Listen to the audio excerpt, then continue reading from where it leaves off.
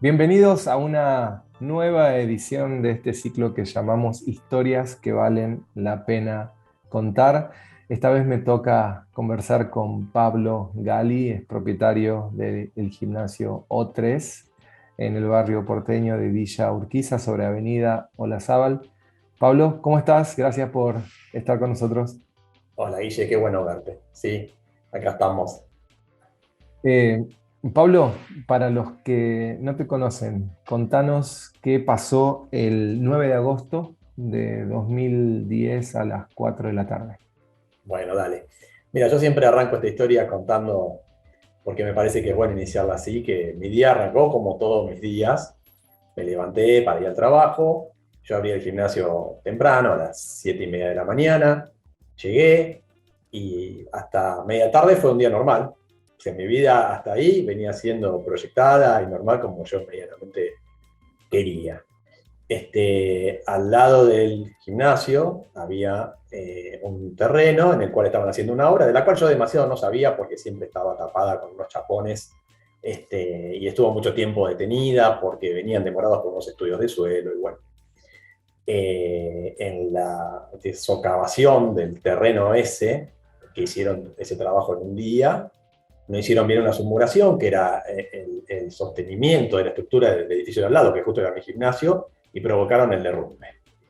Eso es un poco lo que pasó ese día. Regresamos al país para hablar de uno de los temas que nos preocupan a los argentinos en este momento. Tiene que ver con el derrumbe en Villa Urquiza.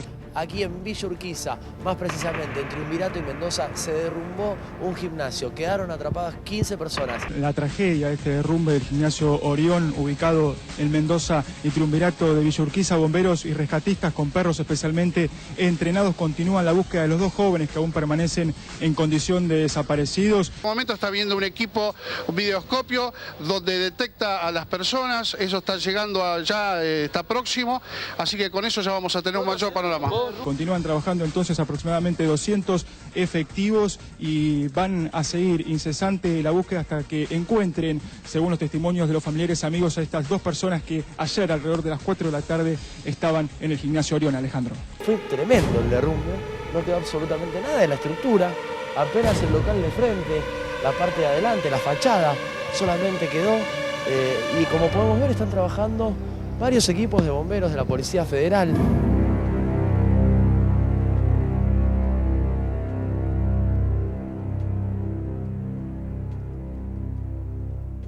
Particularmente al momento del derrumbe había en el gimnasio, eran 4 de la tarde. Había poca gente por el horario, había, ya te voy a decir, 14. 3 personas. Mm. De esas 14 personas, 3 quedaron ahí. De los demás, con digamos, heridas de distinta consideración, salimos con vida. En mi caso particular, yo estuve bajo los escombros hasta que me encontraron 2 horas y media y tardaron como 1 hora más en sacarme.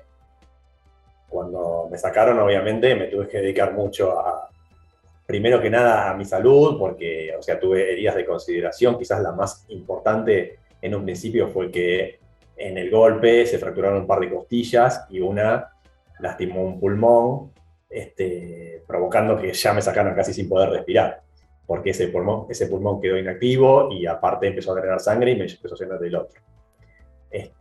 Así que nada, o sea, primero fue salir y respirar, y después de eso dedicarme a tratar de entender, porque fue de un segundo para el otro, qué era lo que había pasado. Yo realmente, a hoy me cuesta, si bien veo las imágenes en mi cabeza perfectamente, entender lo que pasó o cómo salí de esa, ¿no? De ver un edificio que alcancé a ver una pared medianera que parecía que era como de azúcar, como en las películas, que se iba deshaciendo. Un poco eso es lo que pasó. ¿Vos estabas en el primer piso? Claro, digamos que el local eran 3 plantas. Planta baja no era lo que yo alquilaba, eran 2 localcitos muy chiquititos y después el primer y segundo piso eran el gimnasio. El primer piso particularmente era la sala de musculación, era una sala de 130 metros cuadrados y sobre esa sala había un piso más que era el salón de clases y los vestuarios, otros 130 metros. Cuando el edificio colapsa, una pared se hunde y se cae como de costado. Lo mantuvieron medianamente armado todo lo que fueron las vigas, pero de todas maneras colapsó hacia dentro del pozo y se achataron, digamos, las vigas. O sea, quedamos pared sobre piso. Y en el medio, los sobrevivientes. Parte de que sobrevivimos fue porque era un gimnasio y digamos que las máquinas hicieron como pequeños huecos donde quedamos. En el caso particular mío, yo no podía mover casi ni un dedo. Estaba totalmente aplastado. Y después hubo gente que inclusive, y milagrosamente, quedó parada adentro de un hueco. Algunos pudieron salir por sus medios, los primeros, otros nos tuvieron que venir a sacar. Yo estaba ahí adentro y trataba de pensar. Siempre fui positivo, desde el minuto cero. Yo sabía que alguien me iba a sacar. Lo que no sabía era cómo, y no sé por qué yo intuía que me iban a sacar desde arriba, como que iban a empezar a remover escombros, por las imágenes que tenía uno que vio de la AME y esas cosas. Sin embargo, como había un pequeño hueco entre lo que era el primer piso y la planta baja, en esa especie de caída de costado del edificio, pudieron entrar por ahí. Y ahí fue que me sacaron.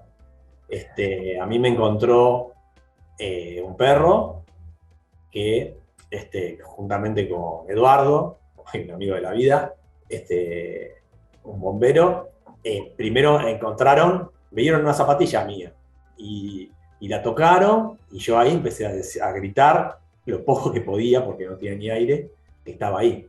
Entonces ingresaron como con una cámara de video y desde ahí ya me hablaban diciendo que iban a tratar de sacarme. El tema era que me dijeron, no es fácil, vamos a tener que traer como unas especies de globos para tratar de separar la medianera, a ver si te podemos extraer. Y yo les dije que era una realidad que no aguantaba. Lo que yo sentía era que no podía respirar. No sabía por qué, pero mayormente era porque obviamente me estaba quedando sin pulmones. Y entonces, o sea, ni bien me encontraron, que habían pasado como 2 horitas, se fueron como por abajo, empezaron a hacer un pequeño agujero y por ahí, en un momento vi una luz, porque yo hasta ahí estaba totalmente a ciegas y no podía girar la cabeza ni ver nada.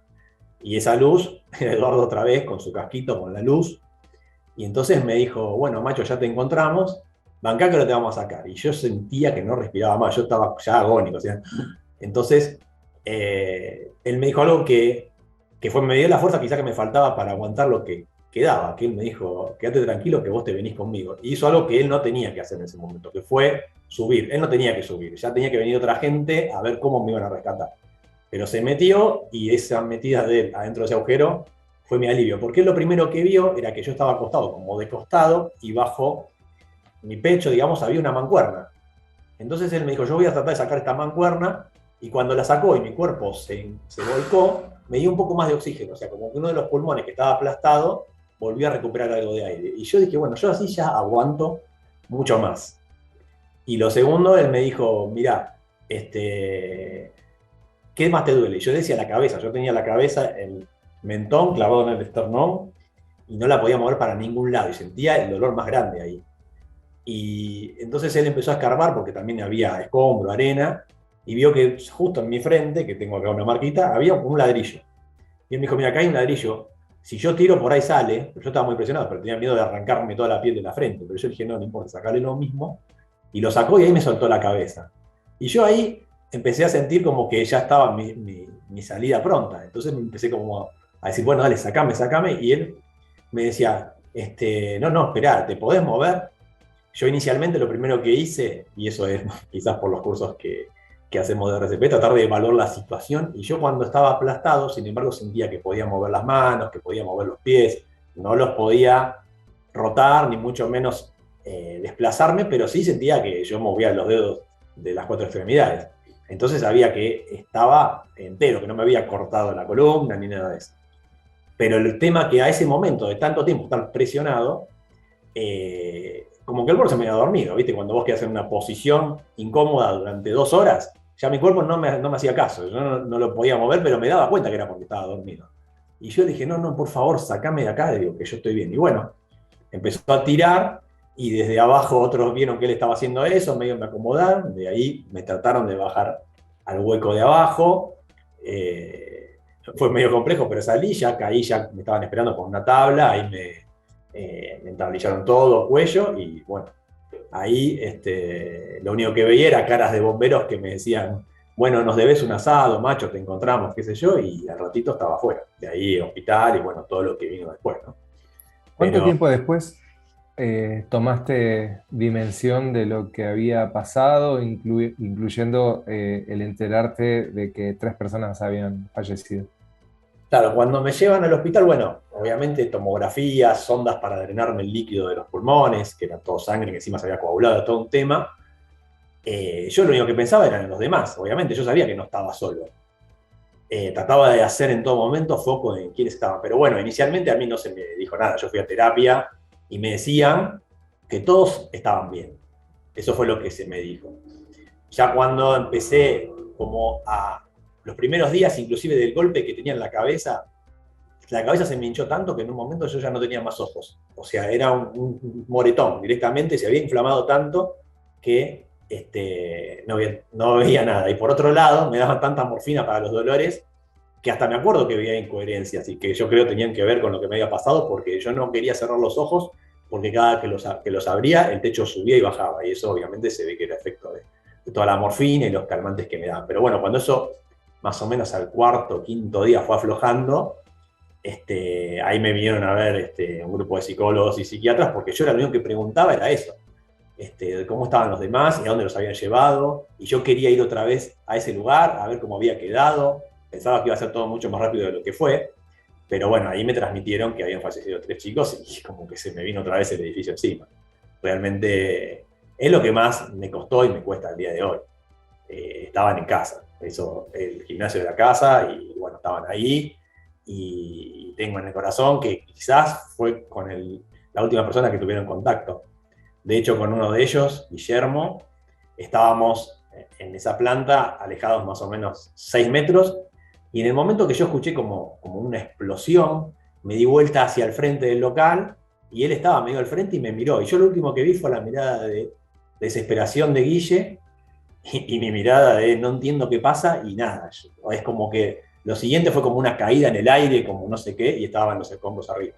Guillermo trabajaba ahí, era de los 3 el que trabajaba ahí. Se dijo eso en un momento, pero no. De trabajo no había nadie conmigo. En ese momento había una profe que trabajaba, pero con ella no pasó. Más Okay. que también Eran salió todos ella. socios entonces. Sí, en un momento yo me acuerdo que al principio decían que Guille era un profe de gimnasio, pero no. O sea, la prensa fue todo un tema también, porque inclusive yo después veía que en un momento se decía, mientras yo estaba bajo los escombros, que el gimnasio estuvo cerrado no sé cuántas horas, que eso no pasó, y que yo recién volví a abrir a las 4 porque me había dado cuenta o pensaba que no iba a pasar nada. Y era como un héroe que gracias a que había hecho eso, se había salvado un montón de gente. Cuando yo salgo de ahí, ya los medios decían otra historia, que era como yo especulé en volver a abrir mi gimnasio, que se estaba por caer por el hecho de juntar plata, no sé. Fue bravo eso, ¿viste? O sea, acomodarme a lo que decían, a los medios, a los familiares de los chicos y qué sé yo, fue lo más duro que me pasó. O sea, si bien a nivel salud tuve inconvenientes y me costó al principio mucho salir a nivel físico, o sea, tenía las herramientas para hacerlo, que era, me pongo y hago lo que tengo que hacer, kinesiología, traumatología, porque tenía el hombro roto, tenía fisuras en 2 vértebras, era complicado el cuadro, pero bueno, de eso yo sabía que era ocuparme y salir adelante. La parte psicológica era la más difícil. Salir y encima escuchar cosas que por ahí no eran, ¿viste? Y fue duro. ¿Tuviste contacto después, me imagino, con algunos de los 11? Sí, claro. Porque bueno, después viene la parte legal, que también fue complicada. O sea, yo salí como un mes y pico después del hospital y ya tenía juicios en contra. O sea, no juicios, sino inicios de juicio. Tuve que ir todo, que no me podía ni mover porque los dolores que tenía terrible con un cuello y tenía que ir a mediaciones, porque bueno, la justicia es así. Finalmente, como en lo penal se resolvió que yo no tenía nada que ver, que el local estaba en las condiciones que tenía que estar para funcionar, de eso me fui saliendo, pero al principio también lo tuve que enfrentar y fue difícil. Obviamente, en todas esas enfrentar, también hubo audiencias de conciliación y todo eso, donde me encontré con la mayoría de las víctimas, inclusive familiares de los chicos también, y hasta con gente que por ahí era un tercero, como los locales de abajo, como el dueño del local, y así. Nosotros hicimos una nota contando gran parte de esta historia que vos nos estás relatando del mercado fitness en el año 2012, porque yo creo que haber sido 2 años o quizás menos después, pudiste abrir el gimnasio que hoy tenés, o Ya, 3. exactamente. Esto sucedió en agosto del 2010 y yo volví a abrir en septiembre del 2012. Obviamente el proyecto de volver a abrir nació a fines de junio del 2012. Es más, creí que todo como que se iba a alinear para que yo volviera a abrir en agosto, como para hacer una continuidad de lo que era. Si bien venía entendiendo que iba a ser algo nuevo, era como que me daba la sensación de que no sé por qué todo se iba alineando para que yo un 11 de agosto estuviera abriendo. Después, demoras de papeles y de gestoría que hicieron que no pudiera abrir, pero sí, volví al rubro. Recuerdo que en ese momento titulamos algo así como eh, que querías volver a decirte a vos mismo que habías podido lograrlo. Y en Sí. esa nota, por algún motivo que seguramente salió de esa nota y de conocerte y de hablar, te habíamos definido como un eterno optimista. Sí. ¿De dónde sacaste la fuerza en ese momento para bueno, recuperarte de un trauma tan grande y emprender de nuevo en el mismo rubro? Sobre todo considerando que en realidad sos licenciado en sistemas y que esto para vos era una pasión que arrancó bastante antes. Entiendo que tu primer gimnasio en Villa Porredón es de 2006. En realidad Y ese gimnasio, el gimnasio de Villa Urquiza nació en el 2006. Yo inicié en el año 2000 en Villa Pueyrredón. ahí va. Eran unas cuadras, de hecho son 15 cuadras, pero era un barrio bajo, era un barrio de casas. Y para un gimnasio que necesita de la cercanía de la gente, era muy poco el público que atraía. Mudándome esas 15 cuadras, me fui a un lugar lleno de edificios, que en ese momento era el boom, y por eso terminó pasando lo que pasó, quizás porque ya era desmedido, podía captar mucho más gente. Entonces por eso es que fui a Villa Urquiza. Y eso fue en el 2006. Yo tuve 6 años en un lugar, del 2006 al 2010 estuve en Villa Urquiza, y En bueno, este, y del 2012 y sigo actualmente también en Villa Urquiza. Bien. Y entonces, ¿de dónde sacaste o cómo hiciste para, para recuperar sobre todo el ánimo para volver a invertir y a emprender más que nada en el mismo sector? Eh, Inicialmente sentí que era como injusto, y por sobre todas las cosas que no fue una decisión mía que el gimnasio parara. O sea, lo ocasionó algo externo, pero lo mío era eso, y lo había anhelado mucho cuando lo pude hacer. O sea, tuve que cambiar cuando en el año 2000 empecé por primera vez mi vida, porque dije, yo elijo esto me gusta. Y entonces fui para ese lado. Y estaba bien en lo que hacía, estaba cómodo. Por otro lado, dije, quiero volver a lo mismo. O sea, no me planteé en ningún momento, no, porque si pasó en un gimnasio, a veces me pasa otra vez. Nunca lo vi así. Yo dije, bueno, esto me pasó y no me detengo demasiado a analizarlo. Fue un día en mi vida, quizás no fue el mejor día de mi vida, y quizás sí, porque yo estoy ahora hablando con vos y hay gente que no salió. Pero siempre fui positivo con respecto a transitar a partir de ese día otra vez mi vida. No me quedaba otra, me costó, sí, pero iba hacia eso. Y después, bueno, tuve ayuda de gente, tuya también, vos me conectaste con la gente de Atleti, y fueron cosas que me iban mostrando que se podía. Entonces dije, bueno, vamos por eso otra vez. Y lo tuve que arrancar muy de cero, porque la realidad era que en el derrumbe fue pérdida total. Yo tenía máquinas de 10 años que se iban, como todo emprendedor de un gimnasio sabe, vos empezás con un equipamiento, vas renovando, vas cambiando, vas agregando, y todo eso quedó ahí, o no sé dónde, yo ni siquiera lo vi. O sea, tuve que arrancar de cero, no me llevé ni un póster de ese gimnasio, no me devolvieron nada. O sea, todo eso fue a un depósito judicial, que después no sé qué pasó, y bueno, ni siquiera tampoco fui por eso. Dije, bueno, empecemos otra vez y ahí estamos. ¿Cuándo fue que, digamos, en esta cronología que estamos redibujando, que te enfermaste? Bueno, cuando pasó lo del derrumbe, obviamente, el control mayor era sobre la parte pulmonar, porque como dije, tuve una herida y eso había generado que la pleura tuviera como un agujero con sangre, entonces cada tanto había que drenarlo y había que hacerle controles. Y bueno, porque también creo que soy un tipo de suerte, dentro de esos controles apareció un ganglio que se estaba inflamando en el mediastino. Y digamos, el cirujano que me atendía a mí, que me llevaba desde que yo caí internado por lo del derrumbe, lo vio como raro. Pero dijo, bueno, esto puede ser ocasionado quizás por el estrés que vos sufriste y alguna infección que quedó, porque apareció después de lo del derrumbe. Al principio no estaba.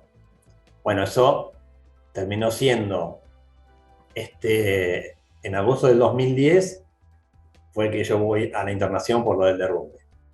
Cuando ya me tenían que dar el alta definitiva por lo del pulmón y que ya estaba bien, en el último control eso no desaparecía, entonces me dijeron, vamos a hacer un control más, que es biopsiar a ver qué tiene ese ganglio.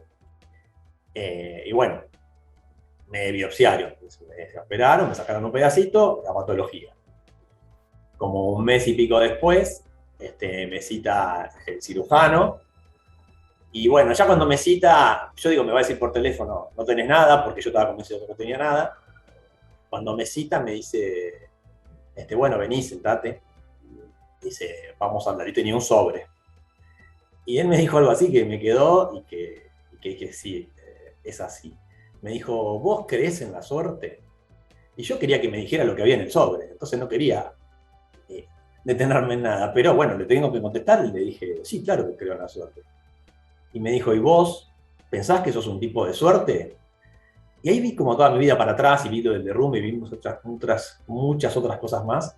Y le dije, sí, sí, la verdad que yo tengo suerte. Me dice, bueno, entonces tuviste suerte. Me dice, mira, sacó y lo leyó y obviamente me dijo linfoma, Hodgkin clásico, no me lo olvido más. Y yo dije, bueno, esto es malo. Pero él me dijo, no, esto es un hallazgo, esto es bueno.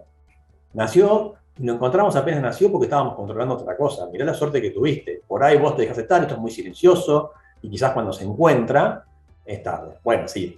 Después de ahí él me derivó a un oncólogo, 8 sesiones de quimioterapia, un mes de rayos, pero pasó.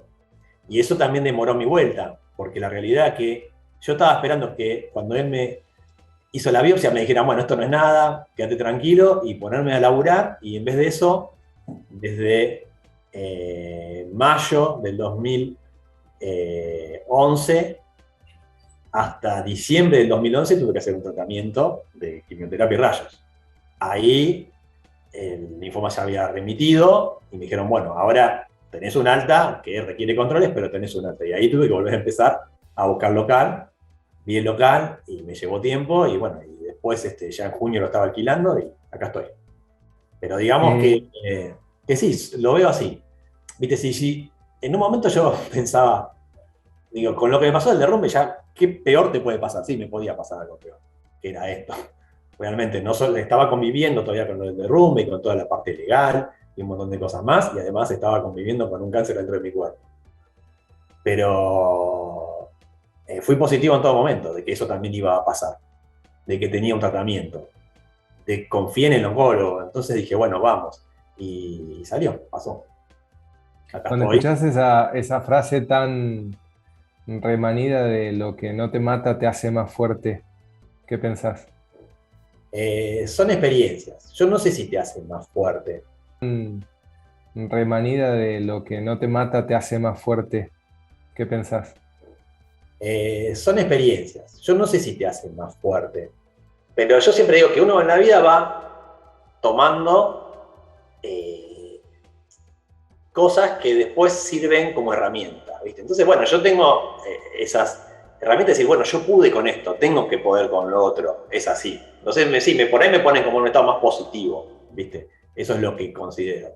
Yo a todos, cuando a veces me dicen, y lo que te pasó, encima lo que te pasó después, digo, bueno, yo en los dos casos traté de ver de qué manera seguir adelante. Es lo mismo que yo a veces le digo a la gente cuando viene al gimnasio y me dice, me cuesta, me cuelgo. Digo, no, vos tenés que tener herramientas que te traigan otra vez, buscalas. No sé, hecho de que vos, cuando terminás de hacer actividad física, después, viste qué bien que te sentís, cuando estás en tu casa y no querés ir, acordate lo bien que te vas a sentir cuando te vas de acá.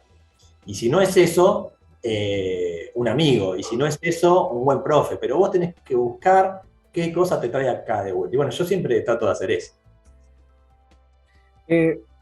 Habiendo tenido previamente dos experiencias tan importantes y difíciles y que lograste superar, ¿cómo te pegó la pandemia? Y bueno, fue como por etapa, porque también eso era como que nos iban tirando 15 días para adelante. O sea, mira lo que te voy a decir, no te voy a decir que me alegré cuando nos dijeron que teníamos que cerrar los gimnasios, pero en cierto punto me di cuenta que era favorable. O sea, la gente ya había empezado a dejar de venir. Entonces era como que estaba abierto el gimnasio todo el día, por ahí para 4 o 5 clientes. La gente no venía porque ya empezaba con la psicosis y no sabía qué estaba pasando. Entonces, por otro lado, yo dije, bueno, 15 días, ¿qué son? Son vacaciones. Y yo lo vi así, dije, bueno, son 15 días de vacaciones. Claro, el tema es que después se extendió 8 meses, no 15 días. Entonces, al principio, dije, bueno, a ver, son 15 días de descanso. Enseguida que anunciaron que los gimnasios entrábamos en la fase que quedábamos cerrados, también entramos en la fase de no salimos de casa. Entonces, ahí particularmente dije, bueno, ¿qué hago con esto? Porque si yo digo son 15 días de vacaciones, 15 días de vacaciones encerrado en casa no son. Entonces, me instalé en el gimnasio y me puse a preparar durante esos 15 días. Dije, bueno, cuando la gente venga, las cosas que me faltaban hacer, que tenía pinturas atrasadas y cosas, las voy haciendo. Que medio eso lo saqué de las primeras charlas que hacías vos con expertos y decían, bueno, ¿qué hacemos? Una de las cosas que yo escuché era, bueno, pónganse proactivos y fíjense qué falta hacer, y empecé a hacer tapizados y era un laburo diferente al mío, pero me entretenía y me pasaba el día, pasó rápido. Por otro lado, siempre fui un poco previsor en el sentido de decir, tener ya los ahorros necesarios para que el gimnasio pudiera soportar por lo menos 2 meses, que nunca sabes, ¿viste? Qué puede pasar, si un día viene la municipalidad, si un día te pasa algo y no podés laburar. Digo, bueno, 2 meses eso tiene que mantener. Entonces yo tenía como hasta esa espalda de la tranquilidad de esos 2 meses. Cuando pasaron y no arrancábamos, dije, bueno, ahora empiezo a tener un problema. Y recién ahí salí como a alquilar equipamiento y hacer algunos Zooms, en realidad no son, firmar clases y subir clases grabadas a nuestra página y venderlas. Y bueno, tratar de mantenerme con eso, esperando a la vuelta. En el mientras tanto, traté inclusive de apuntar a todavía el pucho que me quedaba de ahorros, ponerlo adentro y hacerlo mejor. Digo, bueno, cuando la gente venga, esto tiene que ser que digan wow. Y un poco me salió, ¿viste? La verdad que mejoró mucho el local en esos meses de estar cerrado en cuanto a toda estructura visual, ¿viste? Que por ahí a veces era lo que me faltaba. Tenía muy buenas máquinas, tenía todo ordenadito, pero por ahí ahora tiene un layout nuevo, un nuevo piso, nuevas mancuernas, bueno, está más lindo. ¿Qué cosas te dan miedo? No sé, creo que sí, a lo que sí me di cuenta era que te quiten la libertad, ¿viste? Que vos no puedas, que alguien decida por vos. Por eso que creo que soy emprendedor también, o sea, no tengo un jefe, porque nunca me gustó que decidieran por mí. Y en este caso en particular, que yo decía, pero ¿por qué no arman un protocolo y nos dejan hacer algo? Déjamelo hacer chiquito, pero déjame hacer algo, no me tengas encerrado. Yo inclusive se me dio que alquilé las bicicletas y teniendo una camioneta con una caja, no las podía entregar yo porque no tenía un permiso para circular. Y yo decía, ¿cómo puede ser que alguien no pueda hacer esto de hacer la excepción de hagamos un permiso para que el tipo labure? Porque yo lo que necesitaba era eso, laburar. Entonces, creo que a lo único que hoy le tengo miedo es a eso, o sea, que por primera vez sentí miedo. Digo, ¿cómo puede ser que alguien decida por mí y que creo que encima está decidiendo mal? Eso es un miedo, sí. ¿Qué cosas en la vida son las que más te enojan? ¿Qué cosas en la vida son las que más me enojan? Sí, ¿viste? Creo que a veces el que no se le dé valor a las cosas, ¿viste? Yo no sé, en mi caso particular, en el negocio, cuando veo que vos le ponés y hacés, qué sé yo, y no le están dando valor, ¿viste? El no valorar. Eso por ahí un poco me enoja. Más que enojarme, me frustra, ¿viste? No soy de enojarme mucho porque soy muy paciente. Yo siempre digo que, no sé si es una virtud o si es un defecto ser tan paciente. pero aguanto, ¿viste? Y por eso también creo que he aguantado las cosas que me pasaron. Entonces, enojarme, no sé, no me sale. ¿Viste? No te puedo decir, sí, a mí esto me calienta o me enoja, qué sé yo.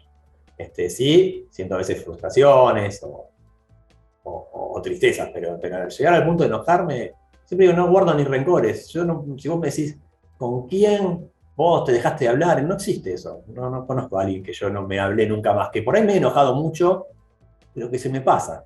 ¿Viste? No lo sostengo. Un sueño. Me gusta el mar y un sueño es algún emprendimiento cerca del mar, es eso, ¿viste? Obviamente conllevaría que tengo que terminar para empezar el otro, los dos a la vez, es medio complicado en esta Argentina de hoy, donde, ¿viste? Tenés que estar muy atento o contar con mucho capital para sostener dos cosas. Entonces, no tengo siquiera el capital y esto, digamos, de la pandemia me ha debilitado un poco más. Venía ahorrando con esta idea y se fue en sostener todo este tiempo un gimnasio cerrado. O así, o sea, por ese lado lo que sí me pasó fue que no pude acceder a ningún tipo de ayuda, y no solo de ayuda, sino del dueño tampoco, y pagué todos los alquileres y todos los impuestos como si hubiera estado abierto. Eso, por un lado, fue debilitante a nivel psicológico, que yo decía, bueno, voy sacando mi bolsita y ya la estoy sacando toda.